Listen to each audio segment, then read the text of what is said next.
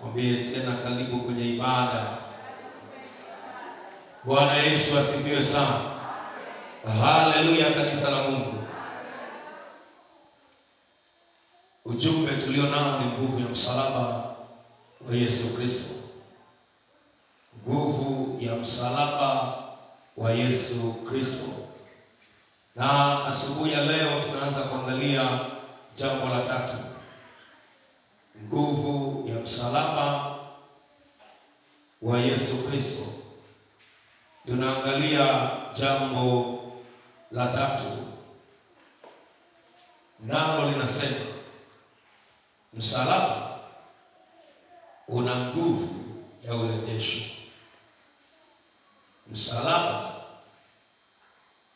una nguvu ya urejesho. Msalaba una nguvu ya urejesho. Chochote kile kwenye maisha yako kilichoondoka, kilichoondolewa kwenye maisha yako kwa nguvu ya msalaba kinarejeshwa tena. Lakini kabla tujaangalia kwa kina kidogo nguvu ya msalaba inayorejesha, nataka tuangalie, kwa sababu kabla havijapotea vilikuwa kwa mtu, kabla havijaondolewa vilikuwepo mahali, kabla havijachukuliwa vilikuwa kwa mahali.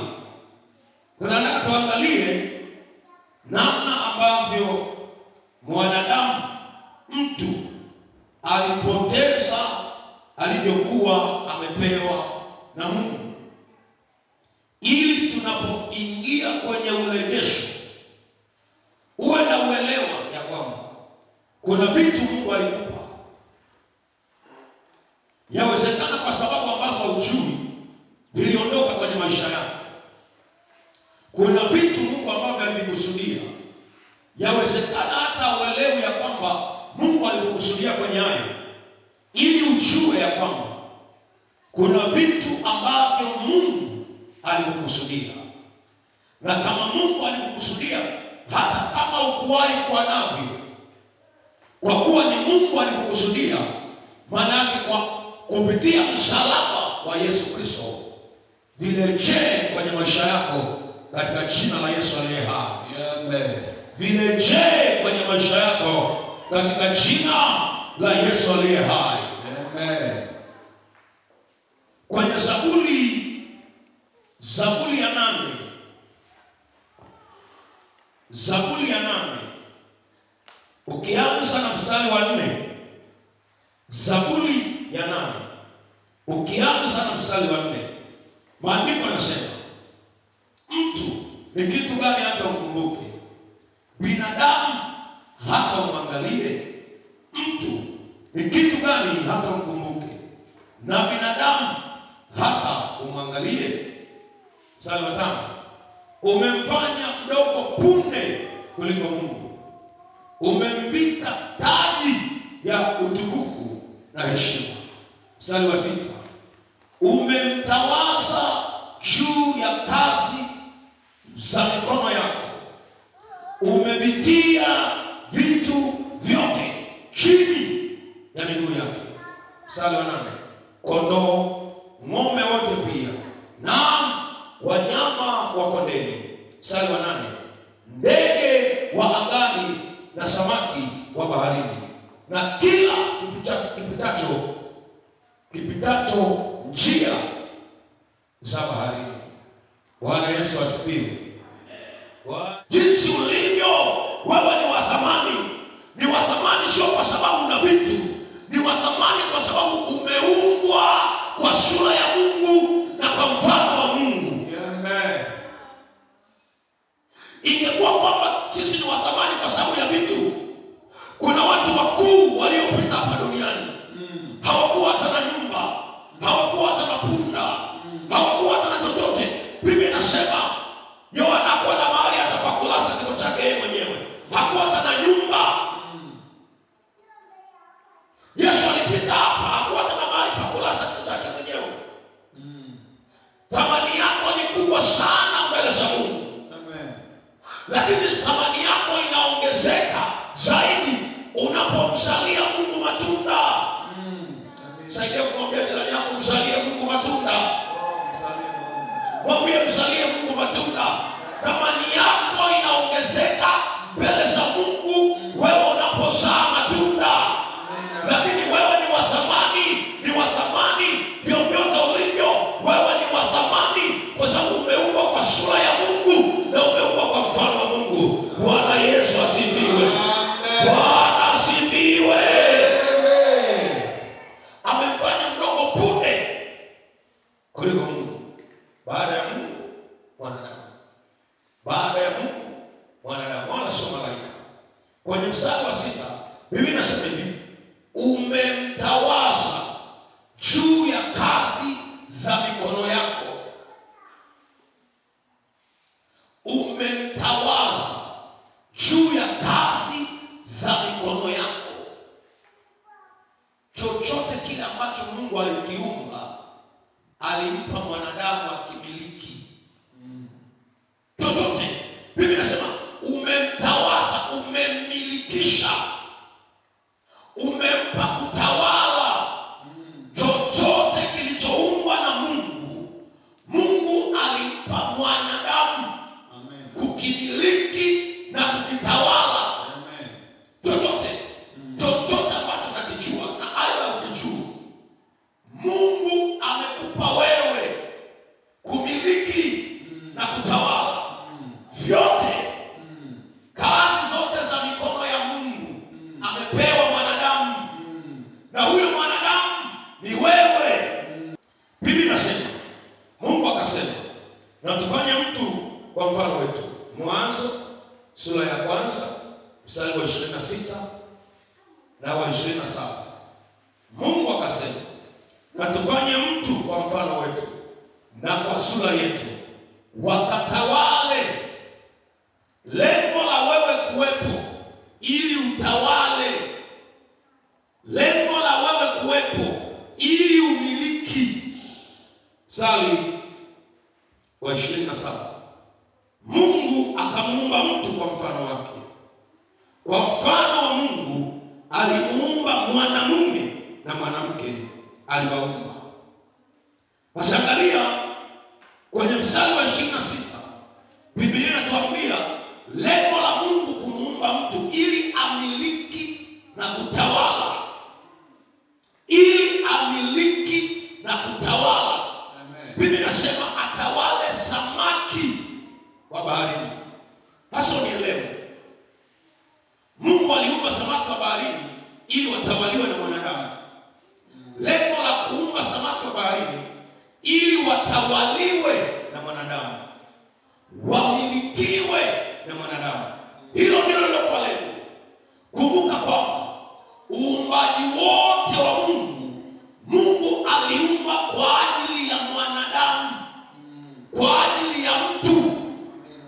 Hakuumba samaki kwa ajili ya samaki. Aliumba samaki kwa ajili ya mtu. Hakuumba dagaa kwa ajili ya dagaa. Aliumba dagaa kwa ajili ya mtu.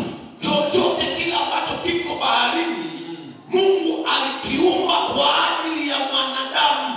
Amen. Ili mwanadamu akimiliki, ili mwanadamu akitawale. Amen. Lakini anasema na ndege wa angani. Kwa hiyo ukiwaona ndege wa angani wote, elewa kwamba lengo la kuwepo kwa hao ndege ili mwanadamu awatawale.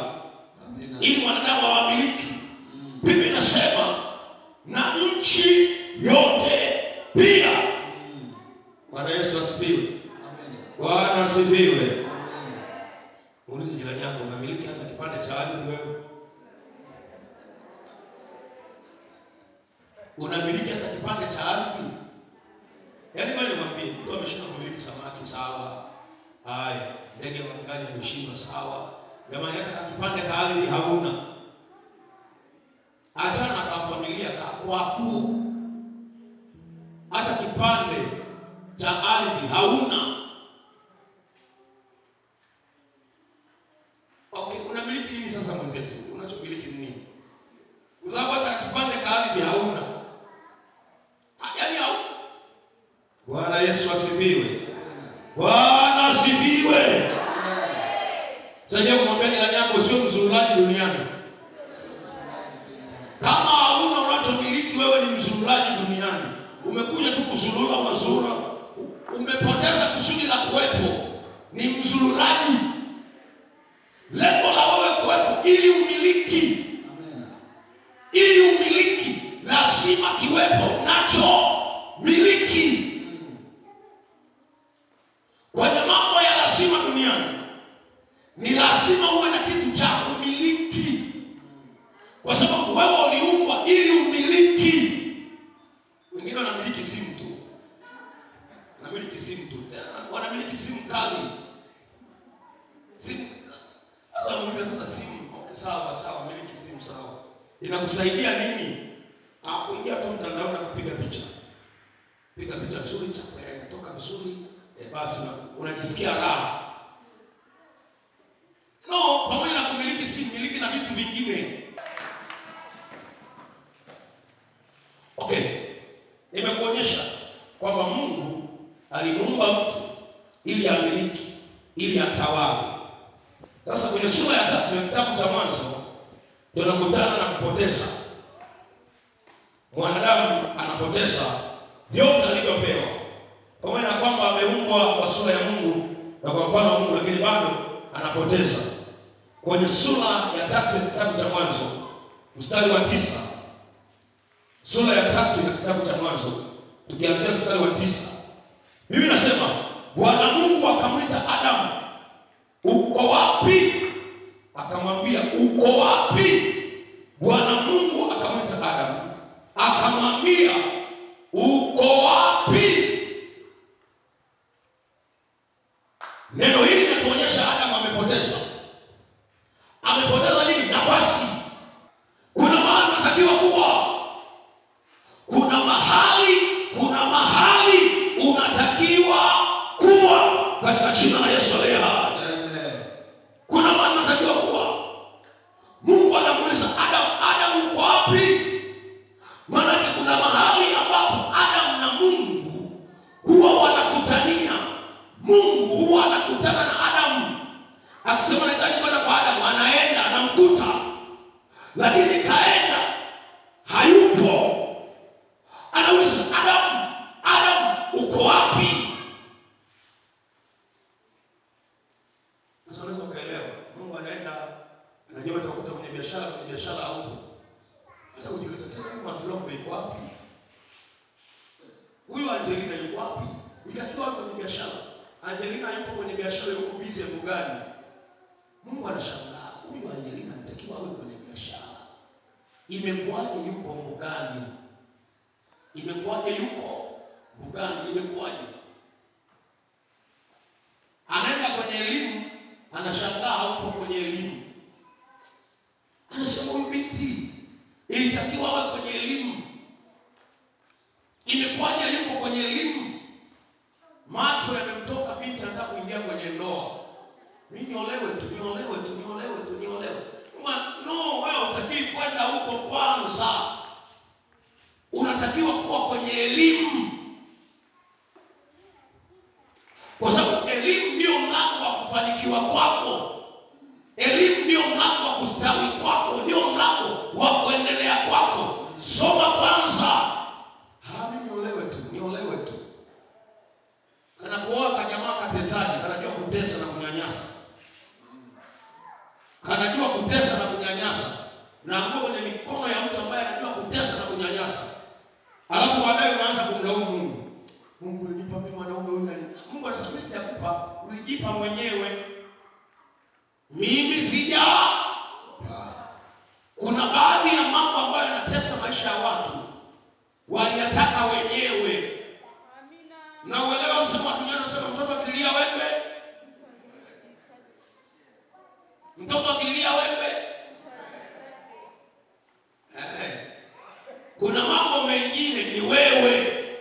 Usimwingize Mungu, ni wewe. Wazazi walikukatalia usifanye hilo, usifanye sababu. Mimi bwana ndio nimeshaamua bwana. Na mimi nikiamwaga mimi msibabishi msimamo. Bwana no, usifanye hilo. Jamani, kasana kwenye elimu wote takasa. mbona kina fulani wamesoma wapo tu, mbona kina fulani wamesoma wapo tu. Ni akina fulani, sio wewe. Usipende kujilinganisha na wengine. Maisha yako usiyaweke kwenye kipimo kwa maisha ya wengine. Wameitwa hivyo wengine, kwani wewe hujaona? Kuna watu wanabidii elimu afa hawana akili na hawafaulu. Acha kulaumu wengine kwenye changamoto ulizo nazo, kwenye kupoteza kwako nafasi, kwenye kuharibikiwa kwako. Mhanga mkubwa, sababu kubwa nje ya wengine ni wewe mwenyewe. Hivyo ulivyo ni wewe mwenyewe. Mstari wa kwanza maisha yako ni wewe mwenyewe. Kabla mwingine hajaja kukuloga, unajiloga mwenyewe kwa maneno yako. Kabla mwingine hajaja kukuharibia, unajiharibia mwenyewe kwa maneno yako, kwa mawazo yako, unajiharibia mwenyewe. Jamani, twende taratibu. Hivi Adam hakujua kwamba kila tunda nini kinatokea? Si alijua? Aliambiwa kabisa, siku mtakapokula tunda la mti huu mtakufa. Hakika alielewa fika kwamba tukila nini kinatokea. Biblia inasema alifungwa kamba, au alipewa kwanza usingizi kalala, alafu akajikuta amekula. Si akiwa na akili timamu, huku anajua ya kwamba hiki kinachoenda kukifanya sio sawa. Nini? Mapenzi Bwana, mahaba. Umejaa mahaba sana. Kama mama kanakupa ushauri wa kishetani, umejaa mahaba, mimi unasema sitaki kumleta down wife. Hutaki kumleta down wife. Kababa kamejaa upagani, kanaanza kukupa ushauri wa kishetani. Unasema bwana, sisi ni mwili mmoja. Sasa kama nikikataa ndio kichwa. Kuna mambo ambayo tunaungana, kuna mambo ambayo hatuungani. Amen. Kwenye mambo yaliyo sahihi tunaungana, kwenye mambo yasiyo sahihi hatuungani. Amen. Hatuungani. Habari njema ni mbinguni hatutaingia wawili, tutaingia mmoja mmoja. Kwenye maswali yako wewe hataitwa mume wako. Baba akapenyo mjibie. Hataitwa. Ni wewe tu hapo. Kwa nini ulifanya hivi? Mume wangu alifunga kamba. Hapana, sasa mimi niliona kwa ajili ya ndoa. Sitaki kupoteza ndoa. Nani alikwambia utapoteza ndoa? Jehanamu. Utajibu wewe. Kuna mahali ambapo ni lazima tuungane, lakini kuna mambo ambayo hatuwezi kuungana nayo. Jambo lolote lile linalopinga utaratibu wa kimungu hatuungani nalo kwa gharama yoyote. Amen. Jambo la pili nalofanya mwanadamu apoteze vile alivyopewa na Mungu ni kuvuka mipaka iliyowekwa. Kila jambo lina mpaka wake. Kila jambo lina mipaka yake. Ndoa ina mipaka yake. Ukivuka mipaka utapoteza hiyo ndoa. Biashara ina mipaka yake. Ukivuka hiyo mipaka unapoteza hiyo biashara. Ukulima, ufugaji una mipaka yake. Kuna mambo ambayo ukiyavuka hayo unapoteza. Acha dhambi, usivuke mipaka iliyowekwa. Usivuke. Ukivuka tu utapoteza.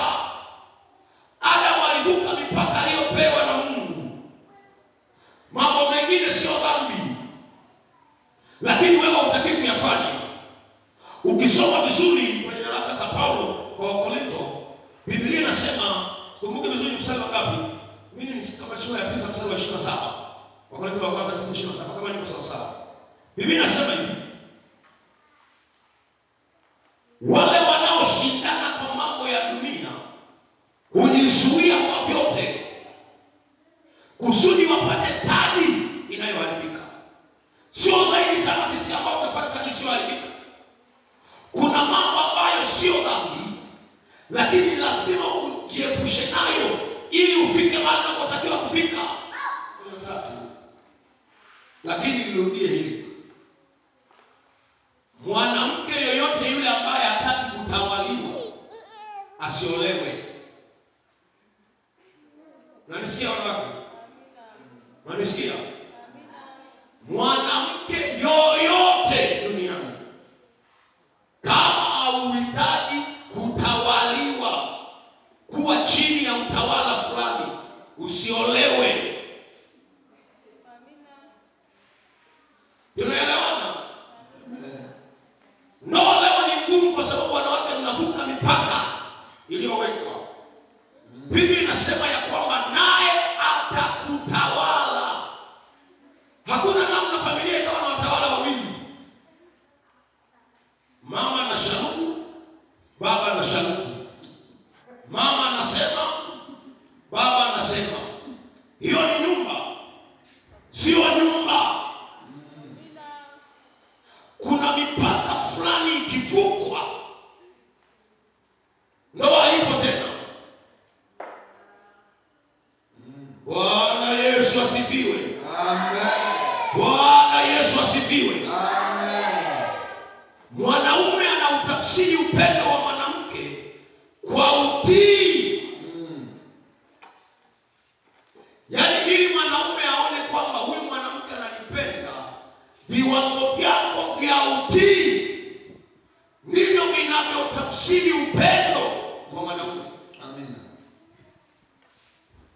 Unakutana kama mama kanaongea kama redio. Baba fulani hilo hapana. Hilo tukae kwanza tujadili. Kwenye hilo jambo, mimi kwenye hilo jambo kwa kweli sijakubaliana nalo. Wewe fanya lakini mimi moyo wangu hauko pamoja na wewe. Umepotea. Kweli haujakubaliana na hilo. Lakini ni lazima utii kwanza kwamba hili jambo ni sawa. Ninaomba na mimi nishauri. Swala la wewe kushauri ni ombi. Ninaomba na mimi nifanye nini? Nishauri. Toa ushauri wako. Ushauri unaweza kukubaliwa au ukafanya nini? Ukakataliwa. Elewa, ukishaolewa wewe ni mali ya mtu. Hauwezi kujiambia tu mwenyewe. Unapohitaji kwenda mahali lazima uombe. Sio utoe taarifa. Sasa baba amenipigia simu kule nyumbani, natakiwa niende nyumbani. Unatakiwa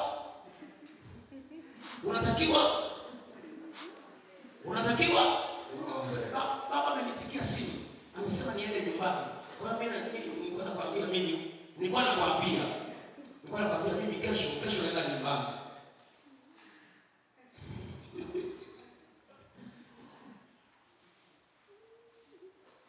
Mitusi kwa mwanaume hiyo. Jamani, kanyanyasaji. Kuna vimama vinajua kunyanyasa. Mwanaume anajikaza tu kisabuni. Muonekane tu mwanaume.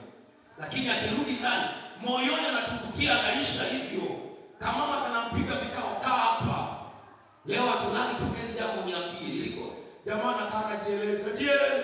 Akaelewi. Rudia tena. Hajieleza. Akaelewi. Anasema utaratibu unabadilika hapa nyumbani. Utaratibu unabadilika, utalala chumba kile, mimi nitalala chumba hiki. Haya mambo ya hivi mimi wasipendi, mambo ya hivi. Sipendi. Chakula unaenda kula kule ulikotoka. Jamaa kaambiwa kale chakula alikotoka, anasema kwa kweli alikotoka ni wapi? Huko duniani. Anaenda duniani. Kwa mama mwe na akili. Silaha ya mwanamke ni unyenyekevu. Silaha ya mwanamke ni utii. Amen. Mtii mume wako. Mwanaume anahitaji utii tu. Wakati mwingine umeongea sana kwamba wamama wanawaambia. Wamama wengi wanajua kuigiza tali. Akiwa kanisani mnyenyekevu. Akirudi nyumbani mbogo. Rudi nyumbani mpaka mwanaume anajiweka sawa kutoka kanisani. Akiwa kanisani mtakatifu mwenda mbinguni. Mimi nakwambia utaenda kuzimu. Usituigizie kanisani. Ibada njema inaanzia nyumbani. Na ndio maana kama uhusiano na mume wako na mke wako hayako sawa, kuabudu kwako ni bure. Ni bure.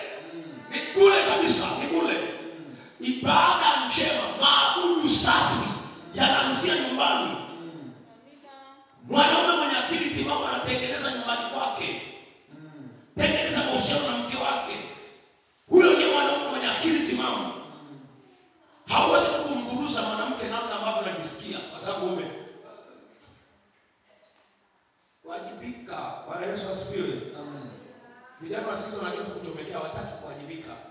Sasa mimi natoka. Sasa baba fulani tuachane. Mtafanya maarifa. Maarifa gani? Amen. Mtafanya maarifa gani? Maarifa ni wewe kuacha hela pale. Acha hela. Mwanaume mwenye akili timamu kwenye nyumba yake kila anachokula anauliza. Unakuta kwa amechinja nyumbani hujaacha hela ya kuku. Leo umepika vizuri pilau. Umelinyosha. Haujaacha hela ya kuku. Haujaacha hela ya pilau. Unakula. Vimetoka wapi? Bwana Yesu asifiwe. Amen. Vimetoka wapi?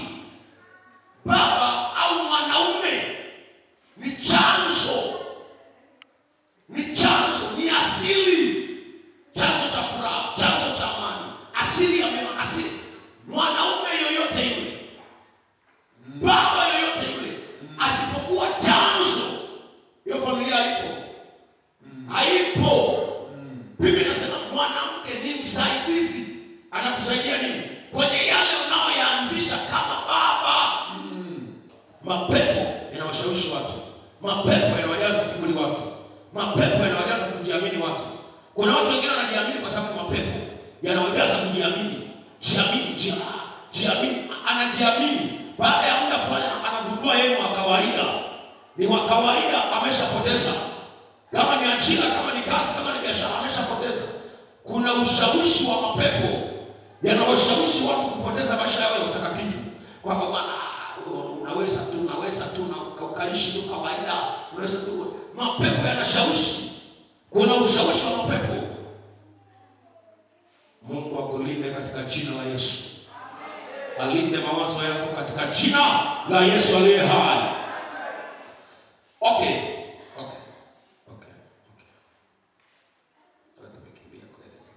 Bwana Yesu asifiwe. Nataka tukaombe. Kusoma maandiko haya, muda utazidi kukimbia, tutachelewa. Nataka tupate tu hata dakika 10 au 20 za kuomba. Ukisikia neno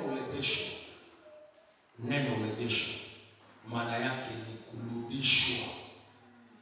Ukisikia tu neno urejesho, ni kurudishwa.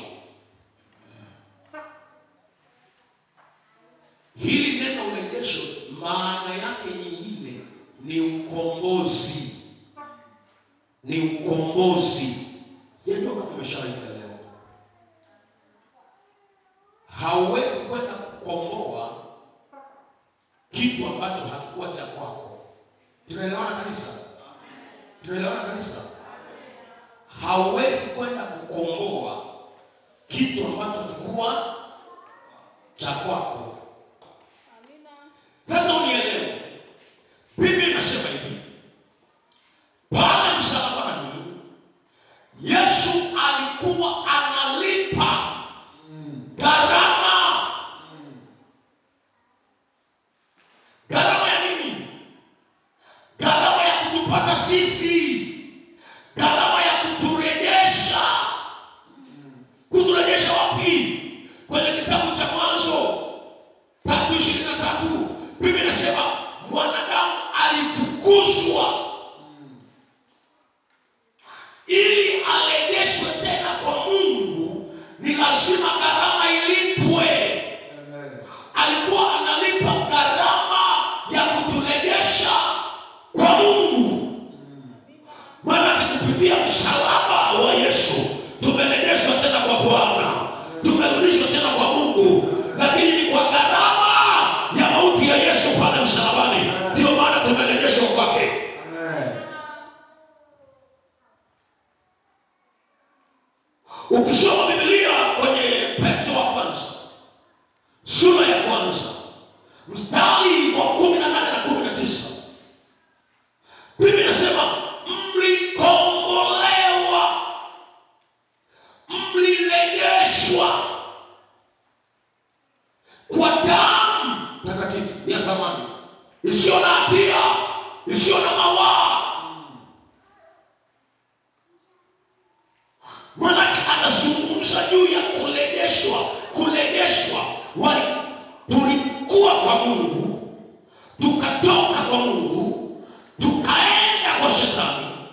Mungu akalipa gharama kwa nafsi yake pale msalabani, kwa nafsi yake pale msalabani, akatukomboa tutoke kwa shetani ili turejee tena kwa Bwana. Manake kwa nguvu ya msalaba tunarejeshwa kwa Bwana. Daudi kwa kumweka kwenye nafasi. Ukiwa kwenye nafasi fulani hautakuwa na utaji ulio nao, kwa sababu kila kitu utakipata kwenye hiyo nafasi. Tunaenda kwa ajili ya ukombozi wa nafsi, urejesho wa nafsi, nafsi zilizokamatwa zikarejeshwe. Alafu tutaomba kwa ajili ya vile vilivyopotea vikarejeshwe. Simama kwa miguu yako dakika chache tu.